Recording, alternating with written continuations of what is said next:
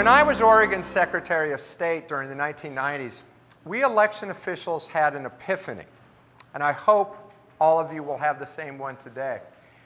Too many people confuse a particular and to many beloved ritual of democracy with its essence, which is voter participation. Even among active registered voters in 2016, nearly 30% didn't cast ballots, over 50% in the 2014 midterm elections, and in party primary elections, which really make the winners in most of our federal and state legislative seats, often at the extremes, more than 80% didn't vote. Now, photo ID laws, voter suppression tactics, registration barriers, gerrymandering, money in politics, these are all big problems.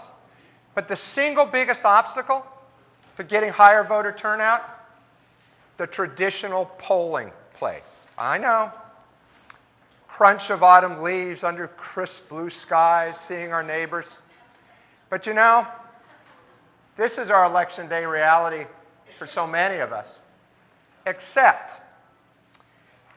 in the nation's 3 voted home states of Oregon, Washington, and Colorado, and in 50 counties in Utah and North Dakota.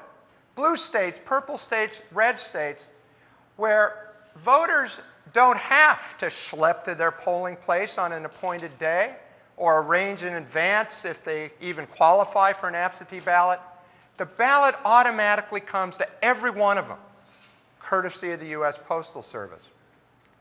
Now, sick kids having to work late, dealing with bad weather, all of these things, they don't stand in the way as Election Day looms in voted home states to keep us from exercising our fundamental of constitutional rights.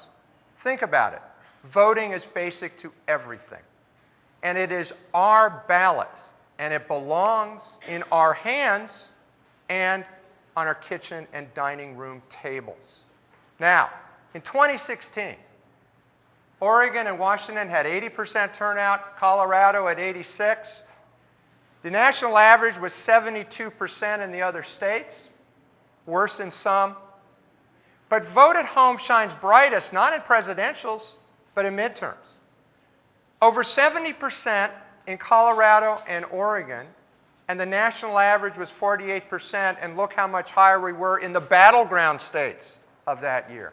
15 million more ballots cast in 2016 had the rest of the country simply matched Oregon's non-battleground achievement, and 40 million more in the 2014 midterms.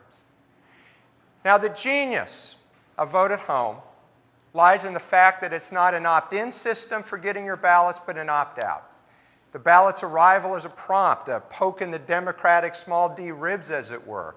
Voters can then take the time to study all the issues, the measures, all the way down the ballot on their time and their schedules, not the government's.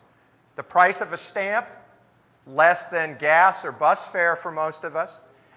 But people can also return their ballots to any one of hundreds of drop sites, libraries, fire stations, city halls. And in fact, most people at vote at home jurisdictions do exactly that, return it in person, which is why we think vote at home is actually an even more apt label. Long lines? Gone. Photo ID laws? Irrelevant. Fraud and coercion? Total non-issues. Yes, we've had 12 cases in Oregon over 20 years and 100 million plus ballots. Now, any would-be election thief would have to commit a felony ballot by ballot in order to steal an election. That's pretty hard because every ballot is checked with the signature against the voter registration card.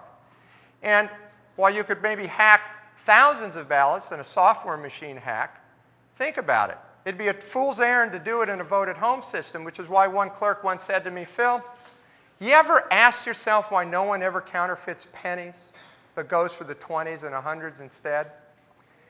And speaking of money, it saves millions.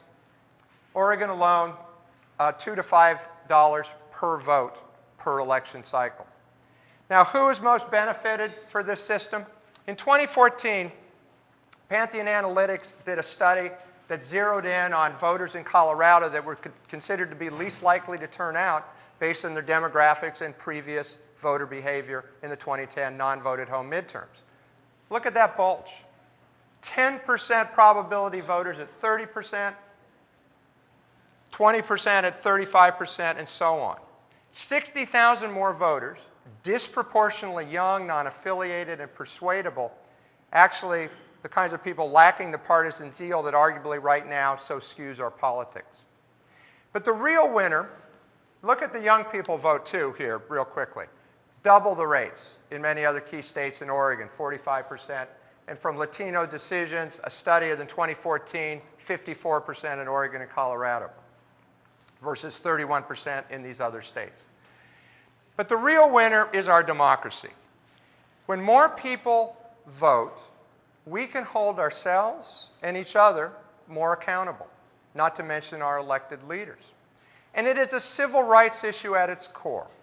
One person, our vote, one vote, but also it's our ballot. So what can you do? In states that put restrictions on absentee ballots, fight for removing them and have no excuse.